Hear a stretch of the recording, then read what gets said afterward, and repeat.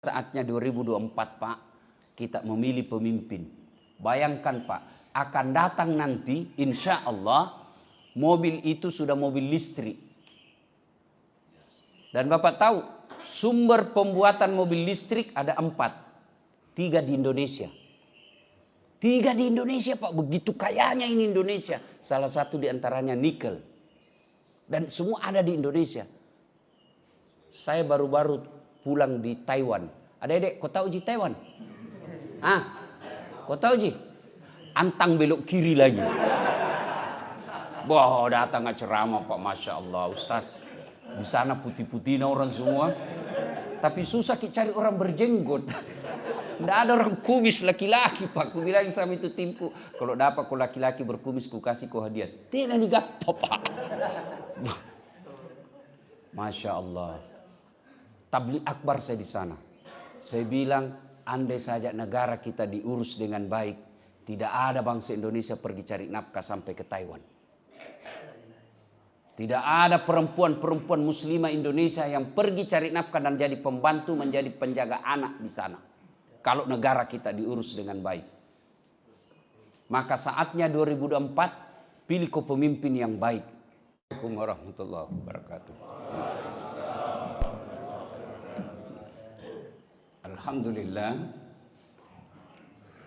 Alhamdulillahi rabbil alamin. Wa bihi nasta'inu ala umurid dunya wad din. Asyhadu an la ilaha illallah wa asyhadu anna Muhammadan abduhu wa rasuluh. Allahumma salli ala sayyidina Muhammad wa ala alihi wa sahbihi ajma'in. Amma ba'd. Ibu bapak, saudara-saudara sekalian yang saya hormati, melihat adik MC tadi, saya teringat masa kecil saya. Seperti inilah saya. Waktu SD, SMP, saya sudah berdiri di mimbar. Saya sudah mulai dipercaya untuk jadi MC. Hidup saya di kampung sangat susah. SMP saya pulang sekolah tidak pulang ke rumah. Saya lanjut ke PK Bata namanya. Jarak dari sekolah saya itu kurang lebih 11 km. Nunggu PT-PT. Ada PT-PT kita sampai, kemudian masuk ke Sulengka namanya, kampung itu. 5 km. Itu yang susah. Tidak ada PT-PT. Maka jalan kaki lah kita. Belum makan siang. Usia saya SMP. Jalan kaki menuju ke Sulengka untuk kerja sawah. Bantu bapak saya yang menginap di sawah. Bikin rumah-rumah kecil, nginap di sawah. Yang saya ingat betul kalau saya sudah selesai salat maghrib. Ibu saya itu menunggu saya. Karena ibu saya juga tinggal di sawah. Selesai salat maghrib pulang. Jalan kaki 5 kilo. Bukan jalan aspal. Tapi jalan yang ada batu cadasnya. Karena takut sepatu rusak. Maka saya gantung sepatuku di sini. Saya ikat, saya gantung. Pakai sepatu kulit asli. Kulit kaki. Jalan 5 kilo ke PK Bata. Tunggu mobil untuk balik ke kampung saya Desa Bumi. Kadang-kala sampai di rumah jam 10. Tidak langsung tidur, masih belajar. Saya tidak pernah membayangkan hidup saya bisa seperti ini. Tapi Allah kasih hadiah. Sebab apa? Sholat subuh di masjid. Tidak mungkin Allah sengsarakan hidupmu kalau kau rajin berjamaah. Tuhan apa yang kasih susah hidupnya hambanya, yang hamba tersebut selalu berjamaah di masjid. Tidak ganggu orang. Padahal Allah Maha Pengasih. Allah Maha Penyayang. Allah Maha Pemberi. Tuhan apa yang kasih susah hambanya yang kalau dia baik agamanya? Cuma dites kok dulu. Dikasih diuji kau dulu. Apa betul kualitas imanmu 24 karat? Apa betul imanmu mantap? Maka diuji dulu. Dalam Al-Quran salah satu firmannya, setelah kau beriman kepadaku, kata Allah, apakah kubiarkan kamu? Tidak, kuuji kau dulu. Ujiannya itu, datang kau sholat subuh berjamaah di masjid. Allahu Akbar. Sepanjang jalan saya lihat orang datang ke masjid. Apa yang diharapkan itu Pak? Kecuali imannya yang baik. Saya jauh-jauh, ada lagi lebih jauh, Jalan Bulu Ina. Jam 4 sudah tinggalkan rumah. Bukan mau ketemu artis, bukan mau dapat door prize, bukan mau dapat undian. Tapi datang berjamaah di masjid. Apa panggilannya kalau bukan iman? Tidak ada hadiah. Syukur-syukur nanti ada sarapan bersama kalau selesai ini. Iya toh. Apa panggilannya kecuali iman? Kita datang ke masjid jauh-jauh. Itu bukan akal bicara. Tapi apa yang bicara? Iman. Masa sih Allah sengsarakan hidupnya orang yang begini? Masa sih Allah persulit hidupnya orang seperti ini? Maka Allah akan kasih kau hadiah. Tapi tidak cash. Allah uji kamu dulu. Benar enggak imannya ini? Jangan sampai 1 kali di 1 minggu. Jangan sampai hanya karena ada Ustadz Dasad. Tapi karena Allah ingin uji imanmu. Setelah lulus, maqamam mahmuda, wakai derajatmu. Oh bagus bitawa ini, lulus nih.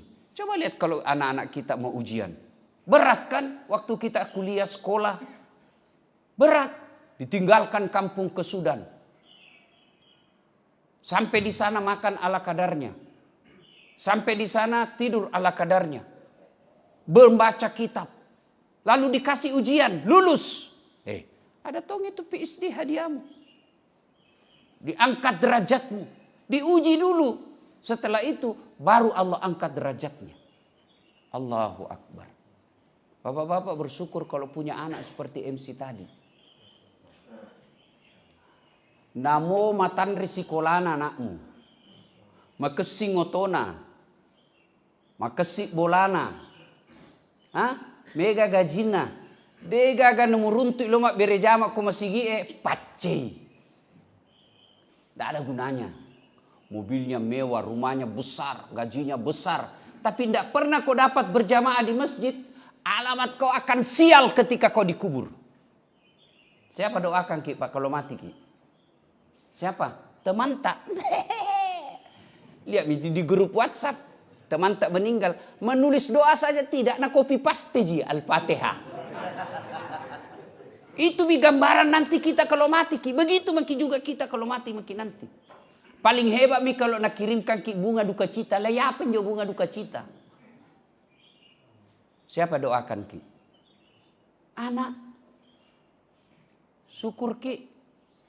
Setiap selesai sholat anak tak. Dari lisannya keluar. Allahumma gfirli. Wali walidayya. Warhamhuma.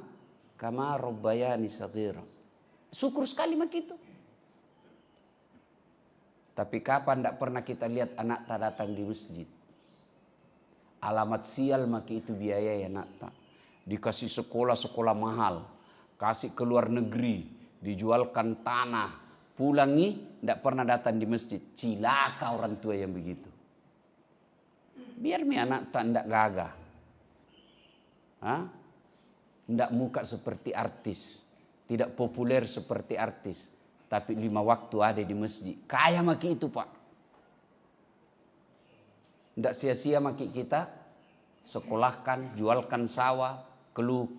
Berkeringat tiap hari untuk cari nafkah. Sekolahkan anak. Insya Allah akhlaknya baik. Ibadahnya bagus. Kaya maki itu. Mana mau tena bupati. Mana mau tena macale. Mau dekat miring caleg lagi nih. Kentara itu caleg. Kalau ada di warung kopi tidak dikenal senyum-senyum juga. Caleg itu ya. Tapi saya pesan Pak. Jangan termakan hasutan yang menyesatkan. Ustadz, ulama. Tidak usah berpolitik. Salah itu Pak. Jangan mau kurus politik. urus kantormu baik-baik. Jangan mau ke politik, coba. Coba itu pentingnya politik, Pak. Bapak tidak mau urus politik. Bapak sebagai kebun, pengusaha. Banyak kelapanya, banyak mangganya. Pokoknya perkebunannya sukses. Bapak bilang tidak usah urus politik. Kerja mau ke itu kebunmu. Dari jam 7 pergi ke kebun. 4:30 baru pulang. Tiap hari itu. Malam dia baca lagi bagaimana supaya perkebunan sukses. Tiap hari begitu. Tidak mau urus politik. Akhirnya panen. Impor buah. Buah dari luar negeri. Lebih murah. Tidak laku buah tak. Setengah mati diurus. Buah bapak tidak laku. Itu karena apa? Kebijakan politik. Jangan salah. Jangan bilang jangan urus politik. Umat Islam harus tahu politik dan berpolitik. Kenapa? Dengan politik kita punya kekuasaan. Dengan kekuasaan kita bikin kebijakan. Dengan kebijakan kita bisa atur kita punya negara. Bayarkan Pak, kita ini 80% lebih umat Islam di Indonesia.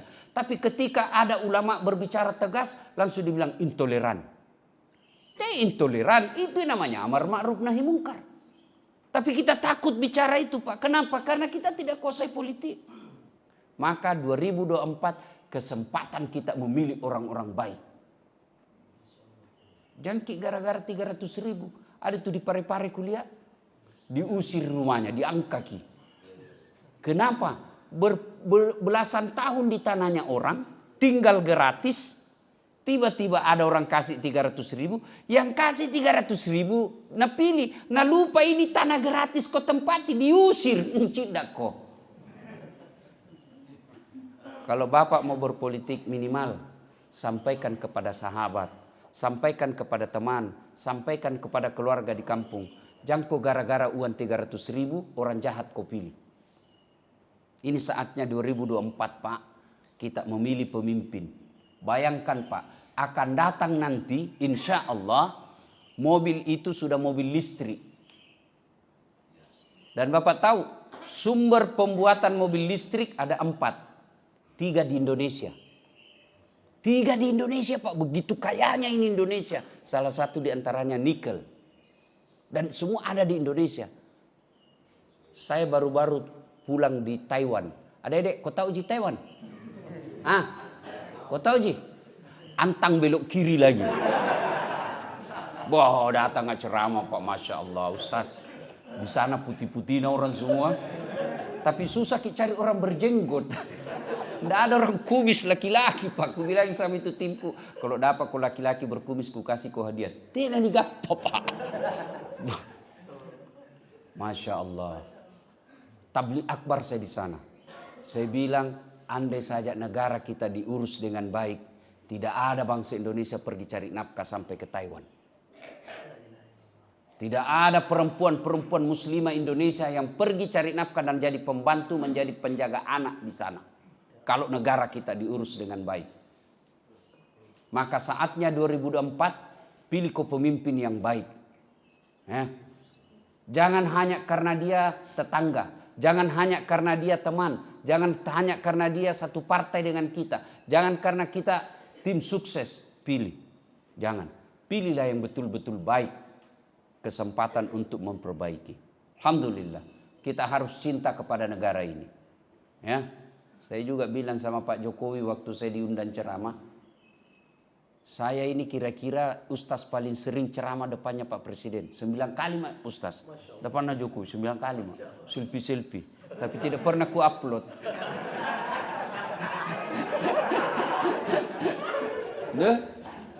Saya bilang sama di depan presiden, tidak ada rasanya negara seperti negara kita.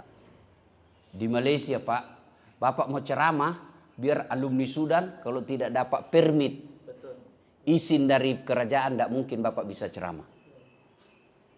Mau bangun masjid, biar banyak uangmu, tidak mungkin kau bangun masjid kalau tidak ada izin dari kerajaan.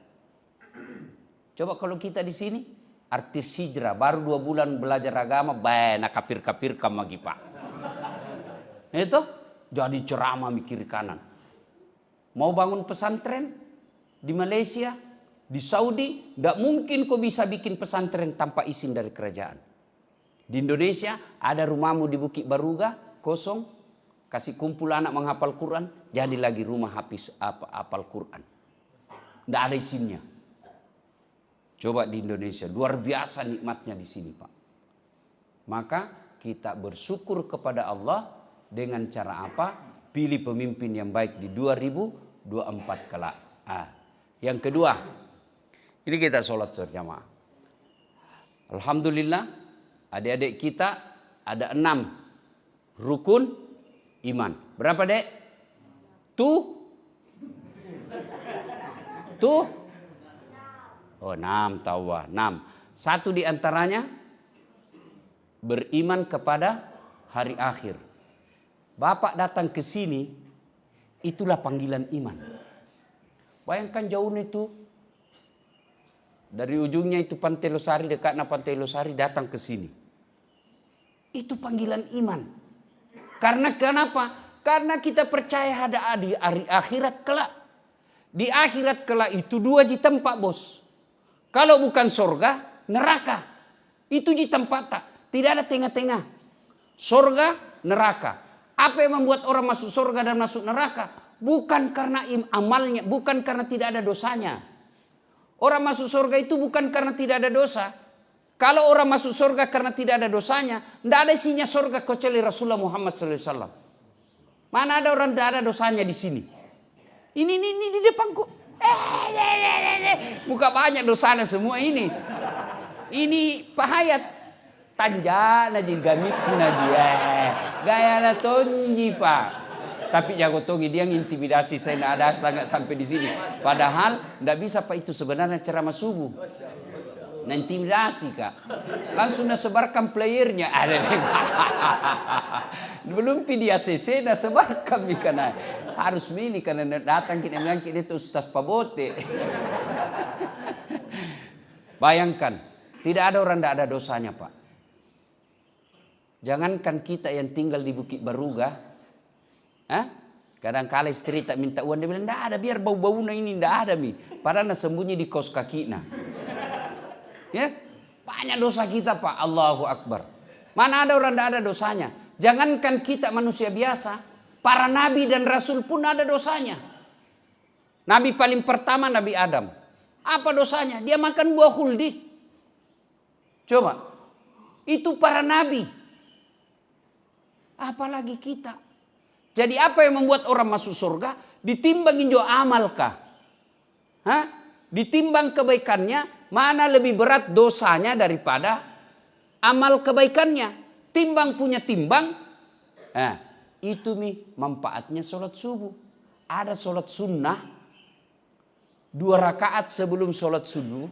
2 rakaat ji, 2 ji. Tarawih kan 8 sampai 20. Dapat tomaki 20 rakaat, imamnya panjang tompa. Dan bilang, coba mau pergi sana, tidak mau pergi tarawih lagi. Dan bilang, ini 20 rakaat baru panjang. Al-Baqarah baca sampai habis rakaat pertama. Ini tidak, Pak. 2 rakaat saja sebelum subuh, apa ganjarannya Allah kasih, Ki? Lebih berat dunia dan isinya. Bayangkan, ada punya tanah di sini. Kira-kira ada di sini Ustaz Fahru Rosi, ada di dalam kompleks ini punya tanah 50 hektar. Pengusaha dari Papua. Ada kira-kira tanah 50 hektar di kompleks ini. Tidak ada, Pak. Tidak ada toh. Tapi dengan sholat sunnah 2 rakaat sebelum masuk waktu subuh, Allah kasih kau dunia lebih besar daripada dunia dan isinya. Allahu Akbar. Makanya itu, kalau mau kipi sholat subuh, nagoda itu setan. Sebentar pi, dekat je lagi rumahmu. 4 kali aku melangkah sampai mako. Sebentar pi. Supaya apa? Supaya bapak tidak sholat subuh itu. Sunnah sebelum subuh. Allahu Akbar. Maka ketika ditimbang pahala itu, itulah yang kasih berat. Yang berikutnya, yang memperberat amal kita di akhirat kelak, salawat. Mas salawat kolori Nabi tak. Allahumma salli ala Sayyidina Muhammad wa ala Sayyidina Muhammad. Maka sambil nunggu waktu subuh, bapak tidak usah dulu. Kalau perlu tutup itu, jangki buka ki begini. Karena kalau dibuka ki masuk WhatsApp. Pasti nah bilang saya tengah. Buka ki. Undangan warkop itu. Itu godaan setan. Maka ditutup ki begini.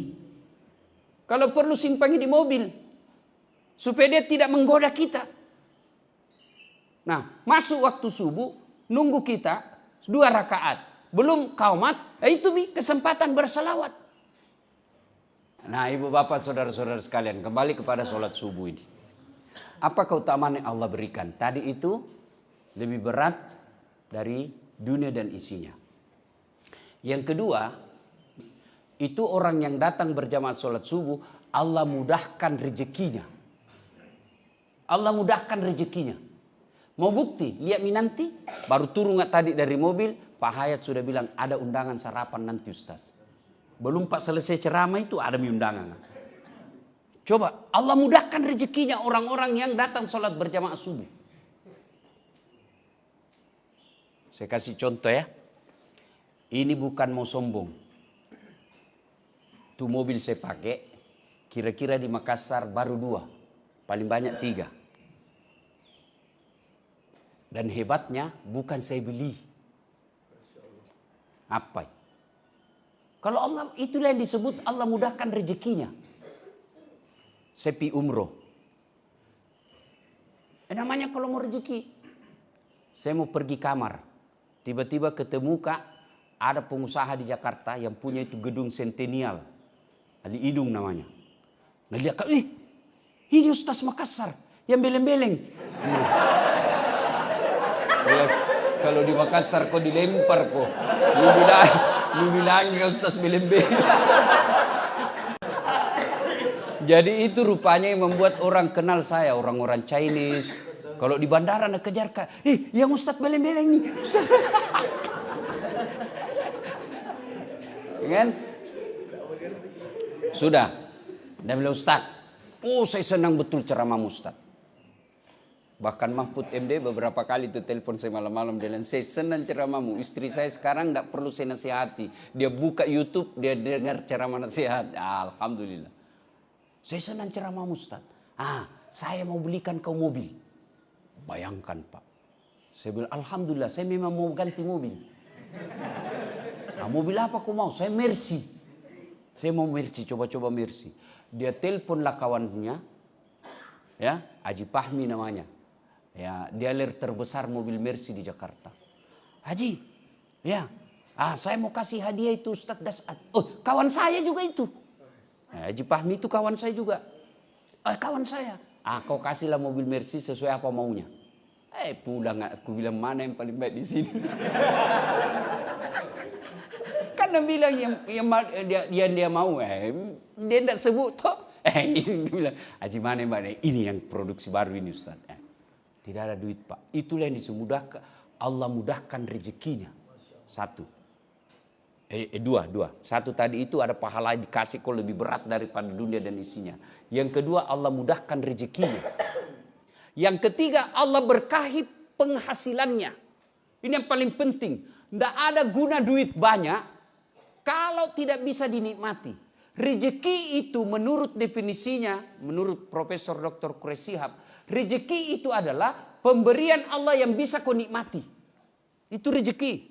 Biar uangmu banyak, miliar-miliar uangmu, tapi dilarang kau makan nasi, dilarang kau makan garam, dilarang makan gula, dilarang makan minyak. Apa yang bisa nak kasih ke dokter? Nak bilang ubi rebus yang warna ungu. Banyak warna tapi ubi ungu bisa nak makan Pak. Itu bukan rezekimu itu yang banyak itu. Rezekimu yang kau bisa makan, bisa kau nikmati. Nah orang yang rajin berjamaah subuh di masjid, Allah berkahi penghasilannya. Allah berkahi segala penghasilannya. Mak baraka irona polei. Apa yang disebut berkah? Berkah itu kita lihat, tidak kaya jitu. Mobilnya biasa-biasa ji. Tapi ikorban itawa 1 sapi. Itulah yang disebut penghasilannya berkah. Tidak kaya itu orang. Pulang bisa umroh. Ini yang agak susah. Promosi umroh kedua Kak di sini Pak Hayat. Yang mana mi dipromosikan ini Pak Hayat? Kasaitosin ceramah kita ndak ada tuh. Kita tidak biasa-biasa penghasilannya. Tapi tahu. Pula misalnya umroh sama istrinya. Itulah disebut berkah. Ada orang berlipat-lipat hartanya, tapi tidak pernah ke tanah suci. Dia nama barakah dan lekmu bos. Tahu. Disebut misalnya namanya di sumbangan. Itu yang disebut berkah. Padahal tidak besar. Kita lihat rumahnya sederhana. Tapi setiap ada sumbangan amal, pasti ada di situ. Itu yang disebut berkah penghasilannya. Ada orang Pak banyak warna tapi la haula wala quwata illa billah. Kikirigalang paku jambatan. Kita tahu itu namanya kikirigalang. Paku jambatan. Dia gagak. Susah sekali keluar warna. Natarik warna. Lewat celengan Pak. Natarik dompet. Kasih masuk. Nah pilih itu yang paling kecil. Dalam hatiku, banyak lembar ini mau ambil ini. Ternyata ada cari yang paling kecil. Sudah masuk celengan, ditepuk pundaknya dari belakang anak muda. Pak Haji, hebat tahu ini anak muda, 100.000. Kasih masuk. Kasih masuk celengan. Pas masuk celengan, Nabi bilang anak muda kan, Nabi bilang itu Pak, uang tak tadi jatuh dari dompet. Nabi bilang, masuk di dompet. Masuk di celengan. Begitu sekek nada tagi panitia Pak. Nabi bilang salah masuk ini Pak. Ini yang disebut kikirigalang paku jambatan. Allahu Akbar. Bapak-bapak yang bagus rumahnya memang mobilnya. Kira-kira kalau bapak meninggal siapa yang pakai itu mobil tak? Siapa? Anak mantu. Ibu-ibu ini yang dengar di rumah. Yang banyak emasnya. Kira-kira kalau ibu-ibu meninggal nanti, yang ada ibu-ibu di sebelah. Kalau ibu-ibu meninggal, siapa yang pakai emas tak? Anak, enggak, istri kedua Pak. Maka penghasilan yang berkah itu digunakan fisabilillah. Karena matahari sudah terang, Bapak juga mau pergi kerja. Hari Ahad ini mau kipi menggoes Pak. Ya sudah dapat maki ilmu sedikit. Sudah itu mudah-mudahan ada undangan makan. Sudah itu baru kita pergi sepeda. Dunia akhirat kita dapat. Alhamdulillah. Semoga Allah manfaat. Semoga berkah. Lebih dan kurangnya mohon dimaafkan. Usikum wa nafsi bitaqwallah. Assalamualaikum warahmatullahi wabarakatuh.